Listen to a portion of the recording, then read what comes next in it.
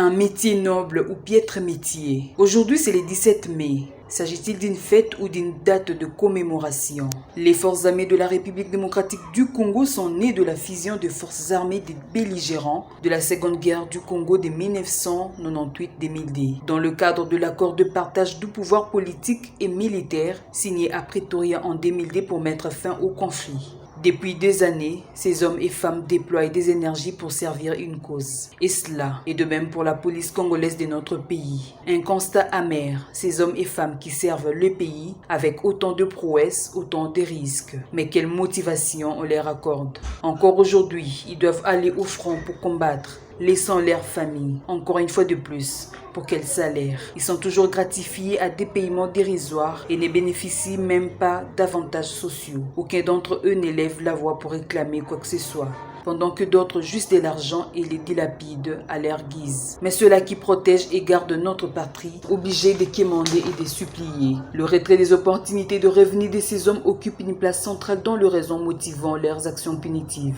À cause de cela, ils sont accusés de braquage, de vol. La police congolaise, à la place de protéger la population, elle la menace et la torpille. Pour quelle raison? À combien gagne un policier à l'armée ou un militaire de FARDC? Le garant de la nation devrait bénéficier plus d'attention que les autres pour que le pays soit sécurisé. Certes, il est bien de réserver une cagnotte à ces braves combattants qui sont à Beni et à Lituri. Tout travail mérite son salaire. Que font les députés nationaux tout comme provinciaux pour gagner autant et d'avoir le privilège même pour les soins médicaux? Pendant que nos héros croupissent dans des misères, d'autres sont tabassés par la population parce qu'ils oublient leurs valeurs. Quelle est l'image parfaite de nos héros dans la police et le FARDC?